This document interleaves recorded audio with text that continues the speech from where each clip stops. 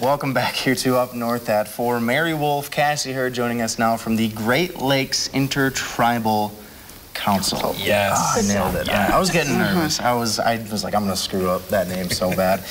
Anyway, though, you folks are joining us today to talk. It's that time of year. COVID, you know, it could be on the rise in the winter, and this is sort of the time where people can kind of take preventative measures, right? Talking COVID boosters.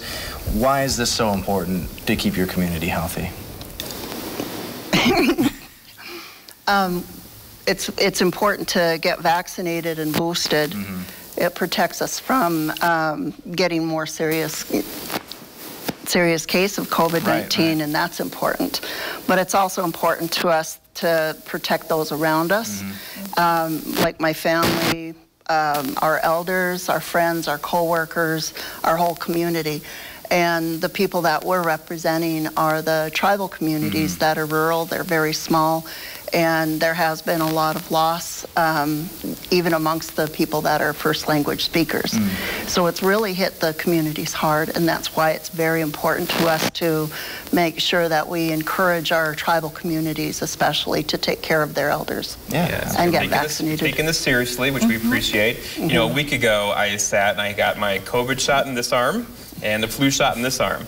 And there were, you know, some people who said that, hey, you're not supposed to do that. Like, you're supposed to wait. But then I called my doctor, and they're like, no, nothing wrong with that. You can double up this year and get both at the same time. Do you offer that too as well, flu and the COVID shot? We do encourage all vaccinations, you know, flu also, but it really depends on the person's medical provider, their health provider, to guide them on what would be best for the person. Right. And I know there's people who are watching are probably like, you know, I don't want to deal with any of the adverse symptoms, if you will. Like, when I got my shot, I mean, I was down for the count for... He was out for a couple days. 2 days. Like, it was brutal. I know some people probably don't want to deal with that, but this is important. So, I mean, I guess, like, what could you say to those people just to kind of say, you'll be all right?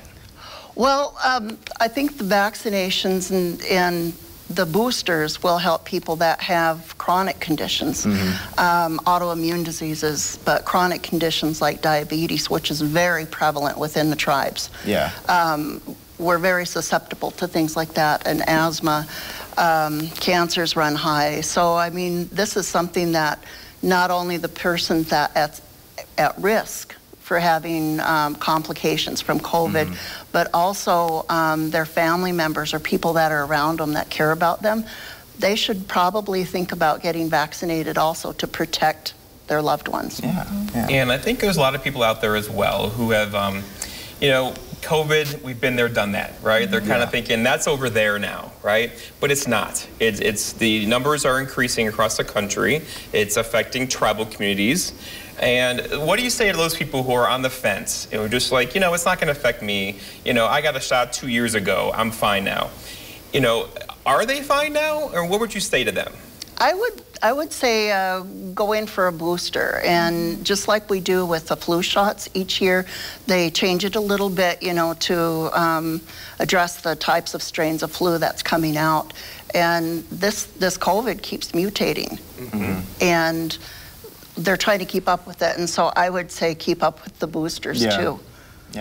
I'm kind of curious as well, and I'm not sure how much you would be able to speak on this, but you mentioned the tribal communities were hit hard during the pandemic, and you know, as we're kind of trying to get past that, right, sort of build what's sort of the sentiment have you noticed among tribal communities in just sort of wanting to move on and be better than it was before?